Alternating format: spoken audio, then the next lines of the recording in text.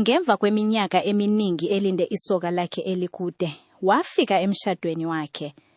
Kwakusasa ekuseni eMlazi, izulu lisabanda, abantu besagcwalisa itende elimhlophe ngaphandle kwesonto elidala.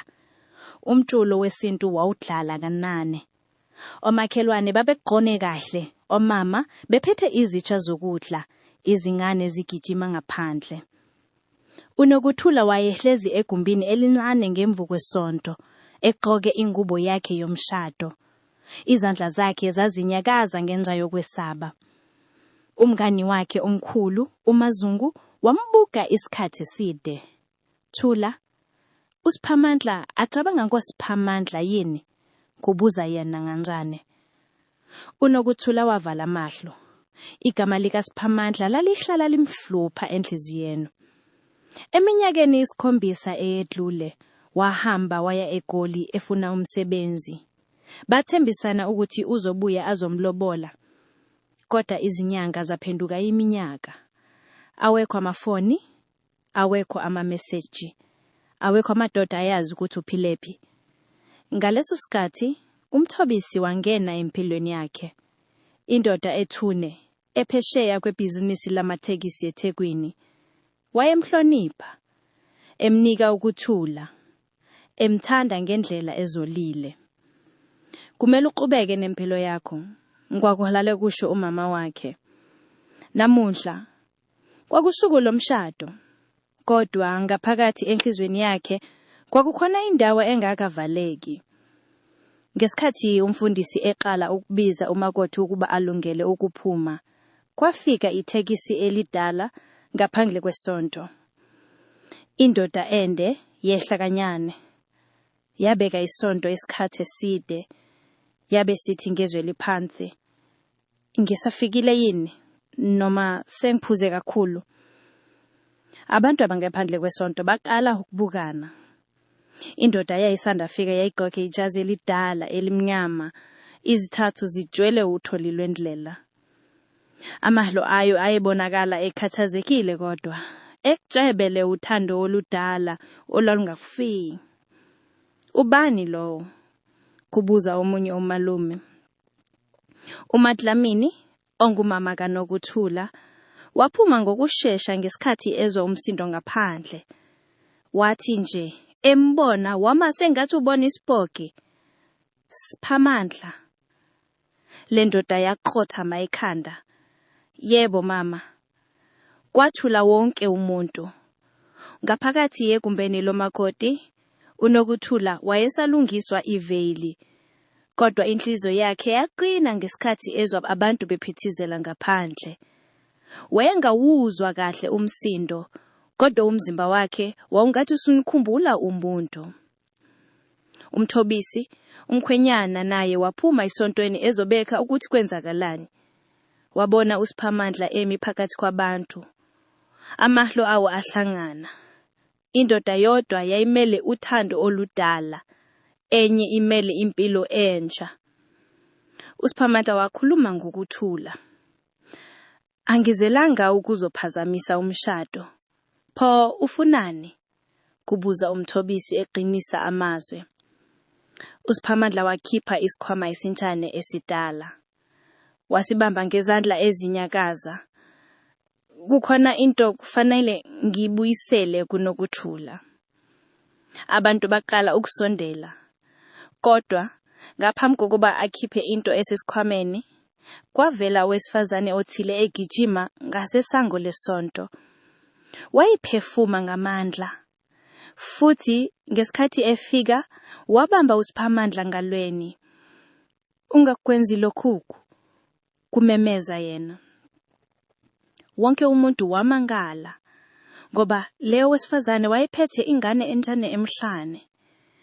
Kwaba sengathi isikhathi simile ngaphandle kwesonto.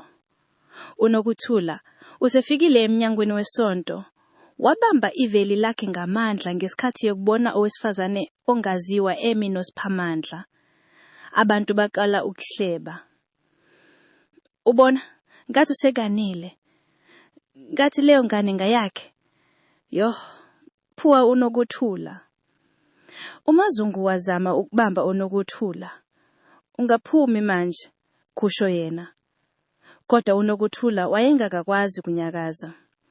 Amahlo akhe ayebebekeke uSiphamandla kuphela. uSiphamandla wabeka owesifazane lo ngesankhahlo. Nomthebo, ngitshela ungakwenzi lokhu phambi kwabantu. Pho wena uthaba ngokuthi mina ngizothula, kusho owesifazane ngezwe libuhlungu. Ngimza konke. Umthobisi wemayithelene ezama ukudzibamba. Nakuba ubuhlungu bumudla ngaphakathi. Wayengafuna ukudlaziswa ngakoti wakhe ngosuku lomshado. Kukhona okumiye kukhulunywa iqiniso, kusho yena kanjani. uSPA Amandla wabhela yonke umuntu. Amehlo akhe ayejiwele ukhathala kweminyaka eminingi. Lengane akuyona yami, kusho yena kujinene. Abantu bathula kanjani. uNomthebo waqala ukukhala. Kodwa wena umuntu wangisindisa ngesikhathi wonke umuntu engilahlalela. Izwi lakhe laqala ubuhlungu.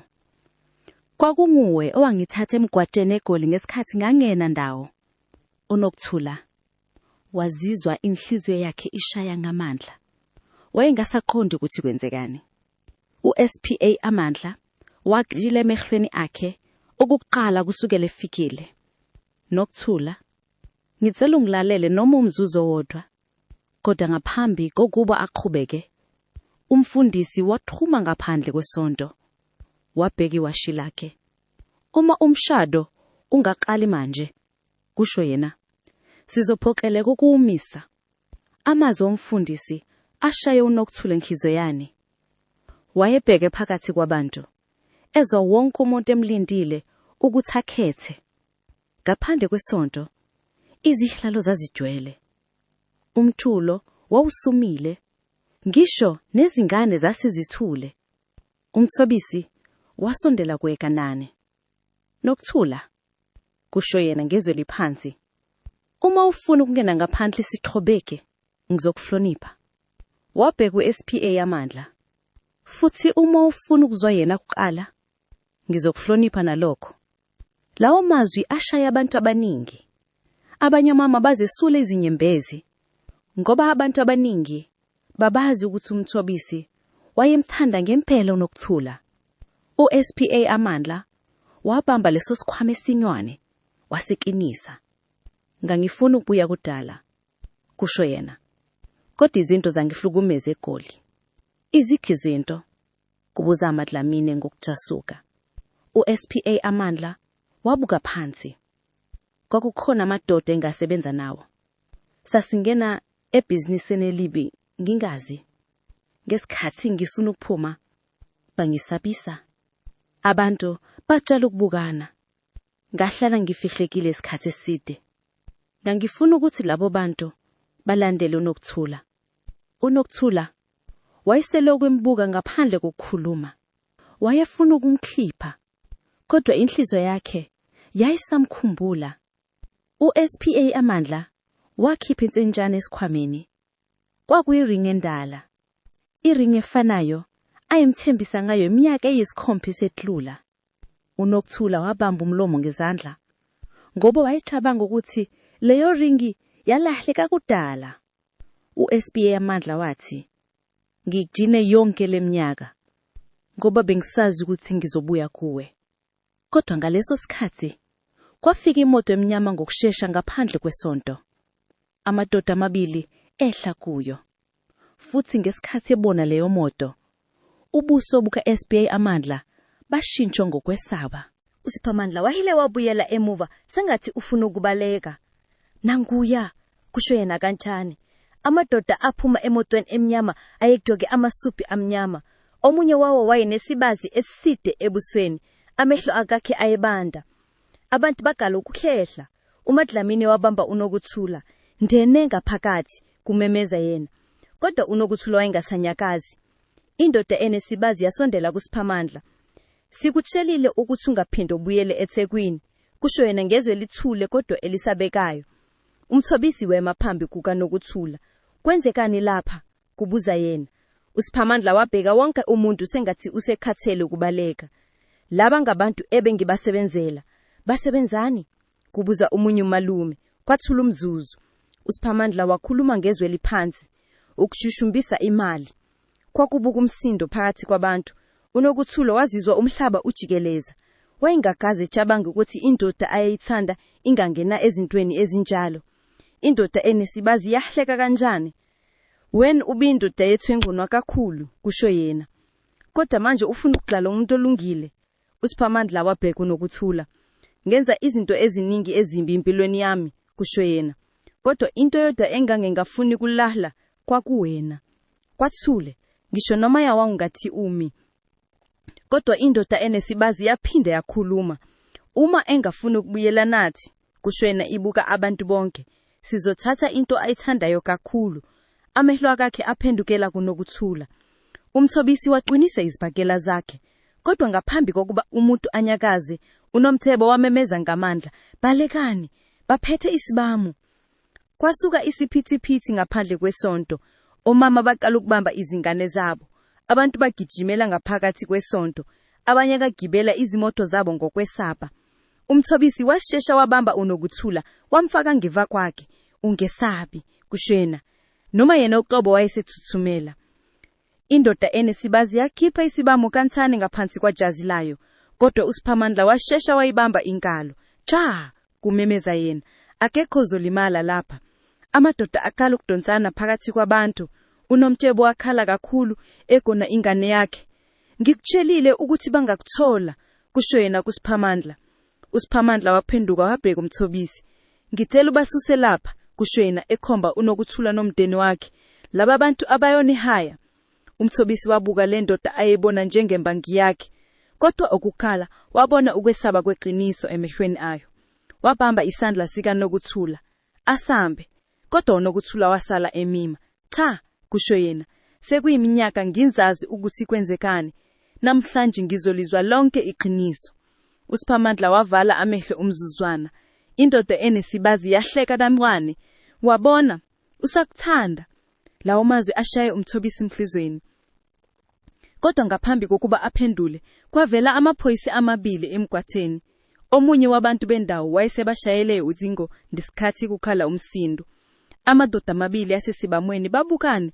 Masihambe, kusho omunye. Kodwa ngaphambi kokuba bangene emotweni, indoda enesibazi yabhe uSiphamandla. Awukapheli nathi. Imoto yasuka ngesivinesi yeshiya uthule emgwatheni. Kwathula futhi. Kodwa wonke umuntu wayesezazi ukuthi izinto zesengasafani. Ngemiva kokuhamba kwemoto emnyama abantu abaningi bafuna ukuhamba. Lo mshado usunesithitho, kusho omunye ugogo. Kanti lo makhothi ozokwenzani manje? Kubuza omunye. uNokuthula wazizwa wonke amehlo asemubhekeleyo. Umfundisi wasondela kubo ngansane. Maliveli unjono ukuthi simise umshado namhlanje, kusho yena ngobuntshweni. Lawo mazwi ashaya umthobisi kabi, kodwa wazama ukuzibamba. Kulungile, kusho yena. uNokuthula waphenduka ngokushesha. Kulungile kanjani, kuduza yena. Umthobisi wambuke emeshweni. Ngoba angifuni ushade nami ngenxa yokucindezeleka noma kudideka. Kwathula bonke abantu. uSPH eMandla wayebukele etsheleni, ubuhlungu bugcwele emeshweni. uNomthebo wasondela kuNokuthula. Mina angizela ngokuvumoshela, kusho yena. Bengifuna ukumisa yena ukuthi angangeni lapha ngoba ngiyazi ukuthi laba bantu bayingozi. uNokuthula wambuka okokukhala kahle. Wayebona ukukhathala ebusweni bakhe. Impilo enzima yaseGoli yayimbonakala. Pho wena noSPH eMandla, kubuza yena kanjani. uNomthebo wanikina ikhanda. Akakazi yangithinte kami. Wangisiza nje ngesikhathi ngilahlekile. uSPH eMandla wabuka phansi. Ngamfele ngithabanga ngawe, kusho yena kuNokuthula. Nsuku zonke. Izinyembezi zakhala ukwehla ebusweni bukaNokuthula.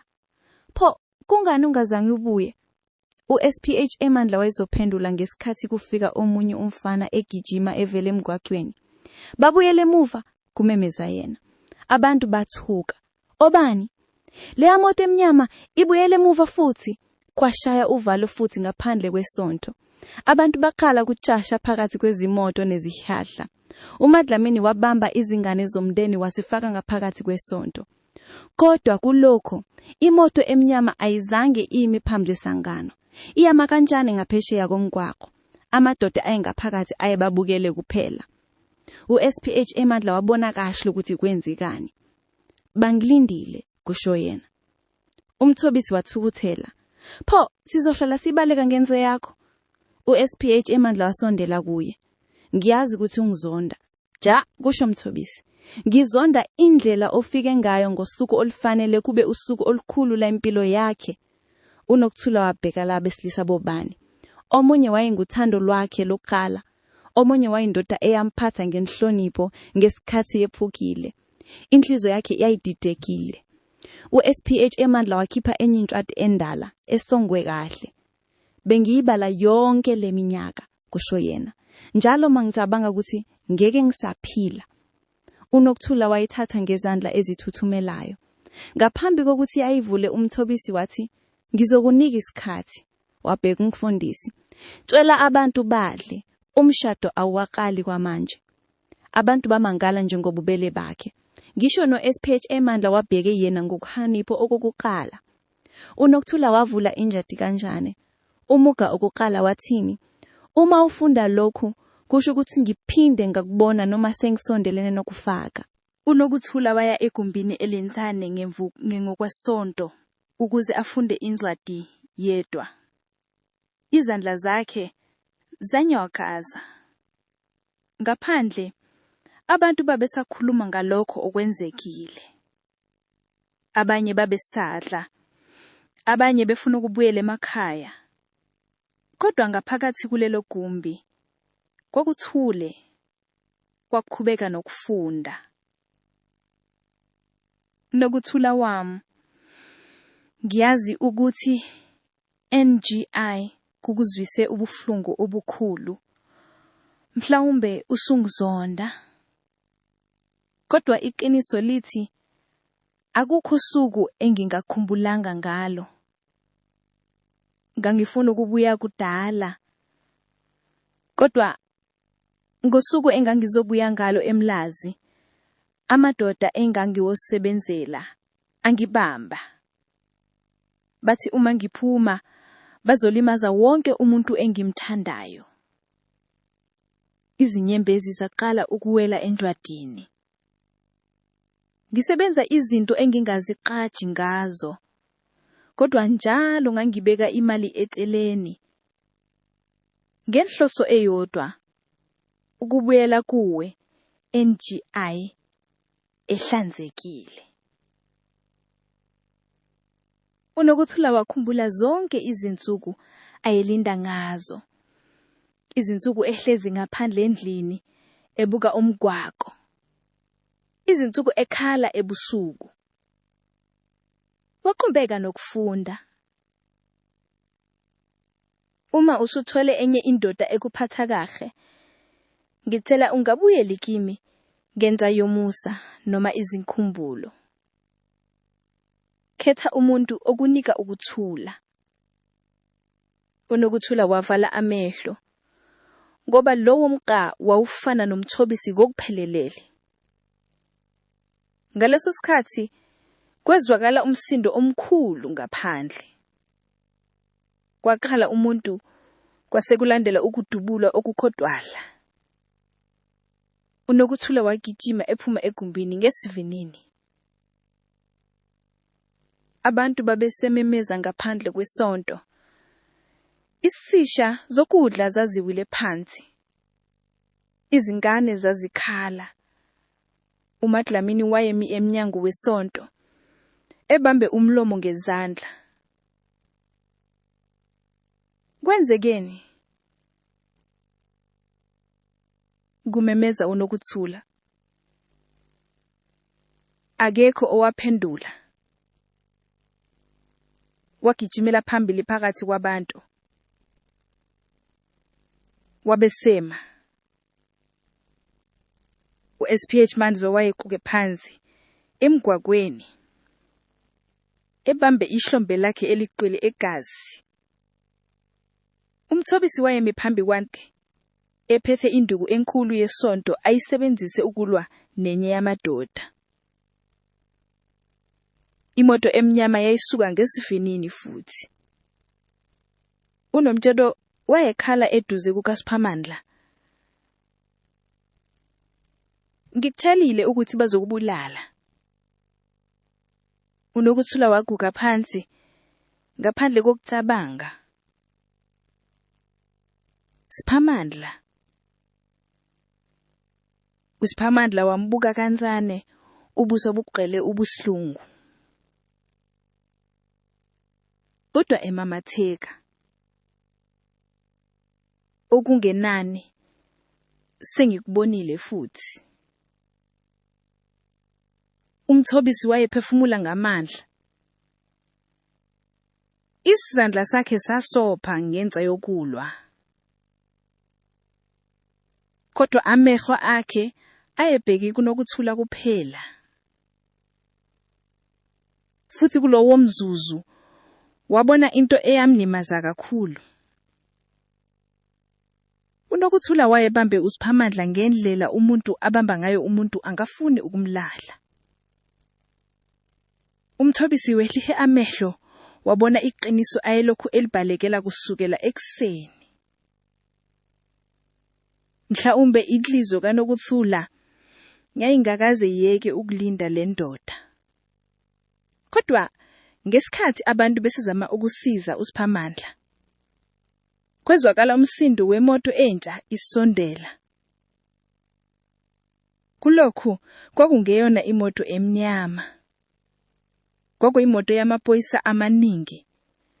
Futhi omunye wamaphoyisa wathi lapho ehla, "Siphethe iwarranty yokubopha uSiphamandla Zulu." Abantu bathula ngesikhathi amaphoyisa ehla ezimotweni.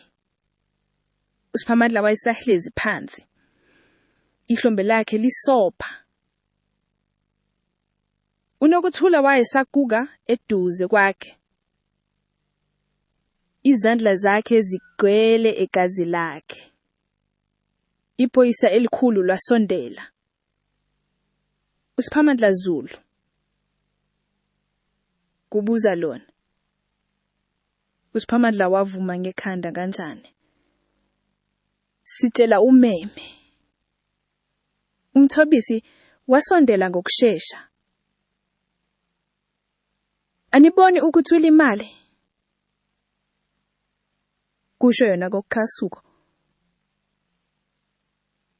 Kumele ahambe nathi? Kusho iphoyisa. Kukhona amakala adala. uNomtsebo wakhala futhi. Cha, akusafani nalaba bantu. Kodwa amaphoyisa ayesewafakile ama-handcuffs. uNokuthula wabamba ingalo yephoyisa. Ngiyacela, ake ayiswe esibhedlela kuKanda. Iphoyisa elikhulu lwambuka isikhashana. Mhlawumbe lwabona uthando emehlo akhe.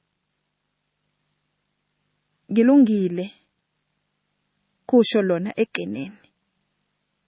Wathi ngesikhathi bezama kumfaka emotweni, uSPH Amandla wabheka uMthobisi. Ngiyabonga. uMthobisi wamangala. Ndani? Ngokumvikela. Kwathula. uSPH Amandla wabheka uNokuthula okokuqina ngaphambi kokungena emotweni. Noma yini enzekayo manje, kusho yena. Ngifuna wazi ukuthi akukho umuntu engangamthanda njengawe. Imoto yamaphoyisa yahamba nganimani. uNokuthula wasala emimgwatsheni ekhokha ingubo yomshado. Izinyembezi zehla ebusweni. Ngemvuka kwakhe, abantu babezobuyela emakhaya. Umshado wawungasenzekayo, kodwa inhliziyo yakhe yayazi ukuthi indaba yakhe noSiphamandla yayingakapheli. Kwadlule izinto ezintathu. Emlazi wonke abantu babesakhuluma ngomshado ongazange ukhubeke. Ezitholoni, emathikisini nesemakhethe kwakukhulunywa ngoNokuthula, uMthobisi noSiphamandla. uNokuthula wayengakaphumi kakhulu endlini. Wayehezi efunda ingwadi kaSiphamandla futhi. uMadlamini wangena egumbini lakhe ekuseni. "Mntanami," kusho yena ngobumnene, "uMthobisi ulapha." uNokuthula wathula umzuzwana ngaphambi kokuphuma. uMthobisi wayehlezi ngaphandle ngaphansi kwesihlahla ephethe isikhwama esinane. Wayebonakala eqathele. "Ngingihala?" kubuza yena. uNokuthula wavuma. Kwathula isikhathi esinene. Ekugineni uMthobisi wakhuluma, "Ngiyakuthanda Nokuthula." Izinyembezi zaqala ukugcwala emehlweni akhe. "Kodwa angifuni ukuba indoda oyikhethayo ngoba nje enye indoda ayikho." uNokuthula wehlisa amehlo. "Ngangingafuni ukukulimaza. Awuzenzanga ngamabomu." uMthobisi wakhipha isikhwama ayesiphethe. "Kwakuyiring yomshado. Ngifuna ukuyibuyisa kuwe," kusho yena. "Ngoba ngosuku ongayigoqa ngalo kufanele kube ngosuku inhliziyo yakho iqinisekileyo." uNokuthula waqala ukukhala kakhulu ngoba wayazi ukuthi amadoda afana noMthobisi ayengavamile. Ngaphambi kokuba ahambe, uMthobisi waphembuka. "Ngizolinda impendulo yakho," kusho yena. "Kodwa ayu nomphela." Ngalobo busuku uNokuthula akazange alale. Wayexabanga ngoMthobisi, wayexabanga ngoSipamandla, wayexabanga ngeminyaka ayilahlekile. Ekugineni wavuka eksene kakhulu wakibele ithekisi eliya eThekwini Central Police Station. Inhliziyo yakhe yayishaya ngomandla ngesikhathi engena ngaphakathi. Iphoyisa lisemnyango lambuka. "Ngifuna ukubona Sipamandla Zulu." Ngemva kwesikhathi bamvumela. kuSipamandla bayehlezi ngaphakathi egumbini elincane, ihlombe lakhe seliboshiwe. Lapho embona, amehlo akhe agcwala izinyembezi. "Awufanele ube lapha," kusho yena. "Kodwa ngilapha." Kwathula umzuzu. uNokuthula wahlala phansi. "Ngifuna iqiniso lonke." uSipamandla wanikina ikhanda kanane. "Ngasebenza nabantu abenza imali enqulile. Ekuqaleni ngangifuna nje ukuphuma ebuphoseni, ngacabanga ukuthi ngizosebenza izinyanga ezimbalwa ngibuye ekhaya. Pho kwenzekani? Ngabanjwa phakathi." Izwe lakhe kagcwala ubuhlungu. "Ngesikhathi ngifuna ukuphuma, bangisabisa.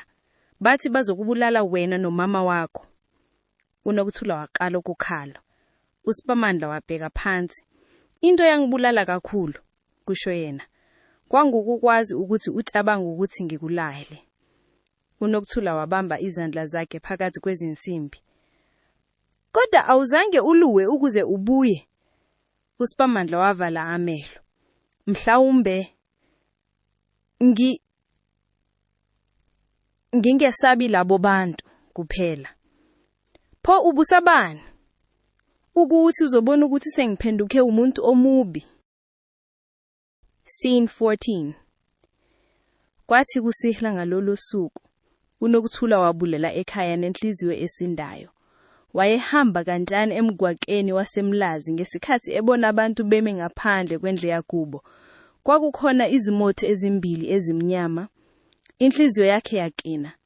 Wagijima ngokushesha. uMadlamini wayemi ngaphandle ethuthumela. "Kwenze njani?" kubuza uNokuthula ngokwesaba. Omunye omakhelwane wasondela. "Bebebuza ngawe." uNokuthula wabheka endlini. Izinto zaziphazanyiswe. Izihlombe ziphansi, izihlalo ziwile. "Kade befuna ini?" uMadlamini waqala ukukhala. "Bathi Sipamandla ubanike into eyabo." uNokuthula wakhumbula ngokushesha esikhwama esinjane uSipamandla ayesifike naso ngosuku lomshado. Wayengakazi asivule kahle. Wagijima egumbini lakhe, walikhipha ngaphansi kombhede, walisonga kancane. Ngaphakathi kwakukhona amadocument namadrive amanjane. Wayengasakhonde kahle ukuthi kuyini, kodwa kwakukhona nenye incwadi encane. "Uma lokhu kufinyelela kuwe," kufunda yena, "kusho ukuthi ngingakwazi ukuphuma kulokho. Lezi zinto zingafaka laba bantu ejele." uNokuthula waphelelwa amandla. Ngaleso sikhathi kwezwakala umuntu engqongoza kakhulu emnyangweni. Bamisa bonke. kwaphinda kwambronqotho. Vuleni! Kumemeza izwi lendoda ngaphandle. uMadlamini wabamba isandla sendodakazi yakhe. Nokuthula, kusho yena ethuthumela. Ngicaba ukuthi sebebuyile. uNokuthula wabamba leso sikhwama ngamandla. Umnyango wawusushaywa ngamandla ngaphandle. uMadlamini wayesekhala. Omakhelwane abaningi babevalelekile ezindlini zabo ngenxa yokusaba. Ningavuli! Kumemeza omunye omakhelwane ngaphandle. Kodwa ngaphambi kokuba umuntu anyakaze, kwezwakala izimoto zimisa ngaphandle kwendlu, kwalandela amazwi. Police, vuleni! Abantu abangaphandle bathula ngokusheshsha. uNokuthula wavula iwindow kancane. Wabona amaphoyisa amaningi kanye namadoda amabili ayezama ukubaleka ngemuva kwendlu. Kwatshala isibamkuni. Abantu bamemeza. Ngemva kwemizu imbalwa kwathula futhi. Iphoyisa elikhulu langena endlini. Seniphaphile, kusho lona. uNokuthula wanikeza amaphoyisa leso sikhwama. Bathi nje bevula ama-document nama-drive babukana ngokusheshsha. Le yiyo ebesiyifuna, kusho elinye iphoyisa. Ezinsukwini ezalandela, izindaba zagcwala eThekwini. Iqembu elikhulu lokushushumbisa imali laboshwa, futhi ngenxa yosizo lukaSiphamandla, amanye amatala akhe anyintshishwa. Kwathi emva kwezinyanga ezimbili, uNokuthula waya kuyombona ngosuku akhululwa ngalo. uSiphamandla waphuma kanjani esangweni, babukana isikhathi eside ngaphandle kokukhuluma. Ekugcineni, uSiphamandla wathi, asaxokile irengi kaMthobisi. uNokuthula wamamatheka kanjani. Nayo seshadile manje. uSiphamandla wamangala. Kubuhlungu, kubuza yena. uNokuthula wabamba isandla sakhe. Impilo ayihlali sinike isikhathi esifanele. Kodwa kwesinye isikhathi, uthando olubuyayo lufika ngesikhathi esifanele. uSiphamandla waqala ukukhala okokukala phambi kwakhe. Ngemva kweminyaka yokulinda, ubuhlungu nokulahlekelwa, ekujineni babuyelana. Futhi kulokhu, akukho owaphinda wahamba.